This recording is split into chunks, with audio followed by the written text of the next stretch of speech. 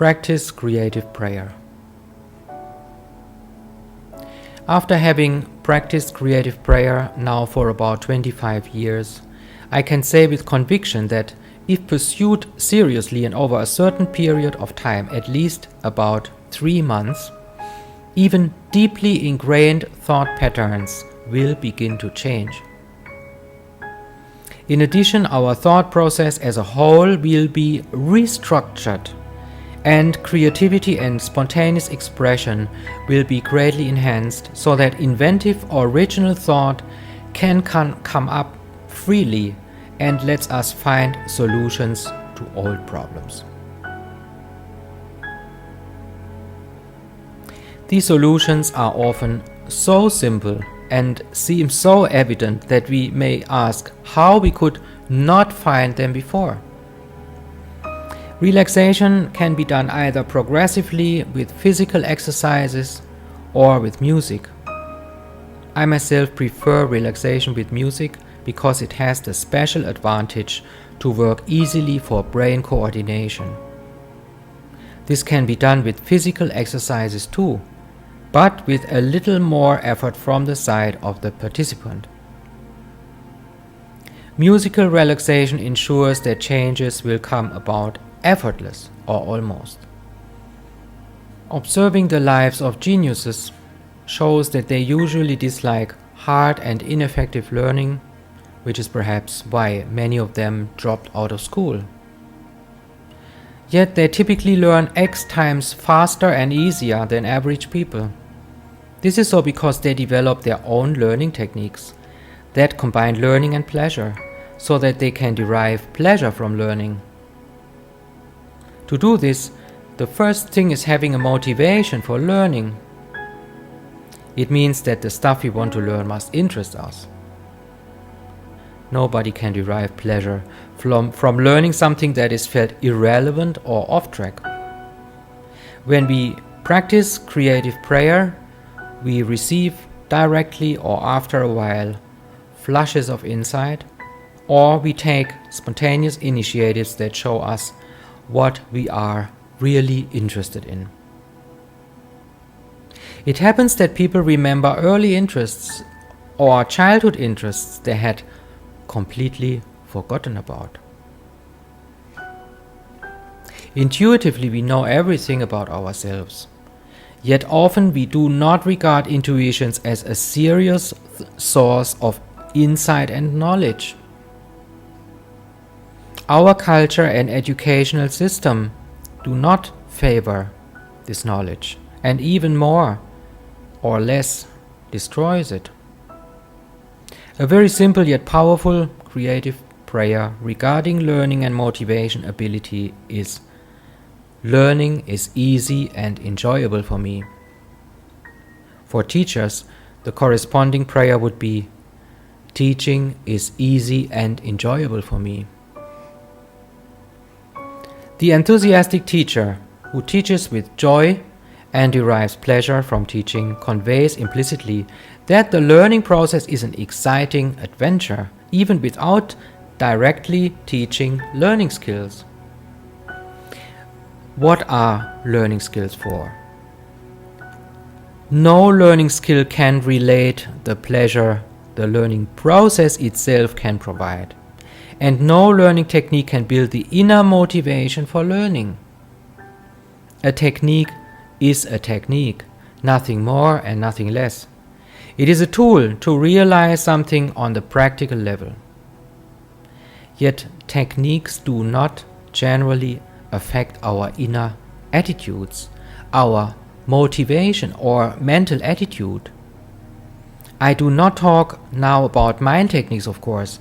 I talk about techniques like a piano technique, a typewriting technique, a carving technique, a mathematical technique, and so on.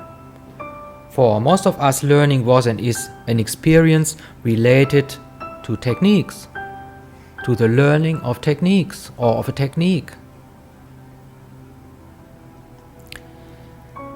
Learning at its origin is not something linked to a technique. And there are many forms of knowledge other than techniques. I think that learning motivation even evaporates if we concentrate exclusively on learning techniques. Let me give an example from the musical world. When Sviatoslav Richter, the famous pianist, and the young pianist Andrei Gavrilov were performing together, Richter was asked in an interview about his career and pointed out that he originally wanted to become a painter. He said that his parents were both musicians yet never pushed him to do the same. He painted and later went to the Odessa Conservatory as a repetitor. He was all but a pianist. Only at age 18 did he join a master class with Neuhaus and started his career as a pianist. Then Richter was talking about Gavrilov, whose life had been entirely different. Pushed by his parents to perform piano at the tender age of 3, Andrei's youth passed almost without play, under the pressure of compulsive pianistic performance. Richter said Gavrilov developed certainly a marvelous piano technique, yet that the pressure could have destroyed the boy if he had not loved music as much as he did.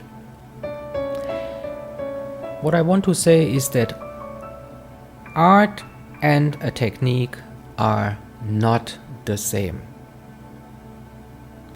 Gavrilov was pushed to develop a technique, pianistic performance, perfection, yet nobody ever had to push him to become a pianist, a musician, an artist. His musicality was simply there. Richter's argument was that frenetically striving for a perfect technique could drive us out of our mind and become a danger to our health and well-being. On the other hand, he maintained, the love and devotion for what we pursue can compensate for this danger. Richter's own life proves this truth. Richter has been repeatedly in psychiatric care for the impact of the immense powers that his play was able to induce, combined with the superhuman effort this great man put into his art. One time when he played Beethoven's Hammerklavier Sonate on a tour through Germany, the press reported that Richter had been found in his hotel room, hiding under a chair and being considerably out of his mind. The Hammerklavier Sonate is hammering my mind out, he was said to have related to the doctors later. When I myself saw him playing once in Paris and later talked to his wife, expressing my disappointment that I could not meet him after the concert, Nina Dorliak replied, Monsieur Richter was exercising for the concert since 9 o'clock in the morning. The concert had been at 9 o'clock in the evening. The fact that this giant, who was known as the best pianist in the world, had exercised the piano 12 hours for one single tour evening was dumbfounding me. And Richter continued playing around the world, and this despite the fact that he never entered an airplane but traveled by ferry from continent to continent for his concert tours, and even on his last Russia tour with small trains to the most remote locations in Siberia and Mongolia.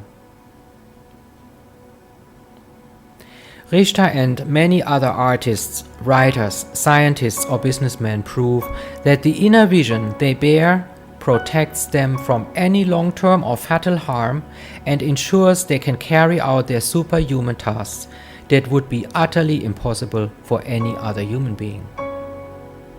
These geniuses deliver the proof that mind creates matter and that mind is the primary creator of all miracles. Especially people who want to achieve high, who have high goals, who think big, are inclined to sacrifice at times some of their resources because they think the sacrifice would help them to go beyond themselves and their limits. Afterwards, they may find they were victim of a misconception because nothing can be achieved on a long-term basis if we pursue it outside of our center, our true being. I pointed this out in my essay, The Warrior of Peace, where I elaborate more on the secrets of peak performance. Practicing creative prayer, we develop natural confidence in our wisdom and its guidance, and we avoid overstretching ourselves. There are basic prayers that open our inner potential. Once we are in deep relaxation and our mind is open and receptive, we can begin affirming every day and in any way, I am feeling better and better. This simple suggestion, developed by Dr. Coué, effectuates miracles.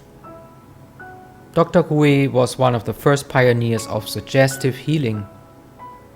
In his hospital in Nancy, France, he let his parents repeat this powerful mantra while they were in relaxation or doing some repetitive activity such as sewing or embroidery. This basic mantra can be varied, for example for self-acceptance. In fact, many people are at pains to accept themselves. What happens if we do not entirely approve of ourselves? We continuously try to mold into others' expectations or what we believe they expect from us. As a result, we are out of our center and cannot realize our full potential. In addition, we feel overstretched and unhappy. The stress to comply with others' needs can affect one's health and even cause heart disease. A prayer for counteracting to this would be, I realize my full potential from inside out. When I got acquainted with prayer techniques years ago, reading Joseph Murphy's The Power of Your Subconscious Mind, I was especially moved by Dr. Murphy's stressing the necessity to formulate our needs in a way to bring good not only for ourselves but also to others. And I took this principle of harmony as my point of departure. In fact, I had encountered situations before that time that everybody except me would have considered as very unfortunate. And my friends asked me where I took my optimism from. After having done creative prayer for a few months, I heard from a growing number of persons, including my psychiatrist, that I had completely changed.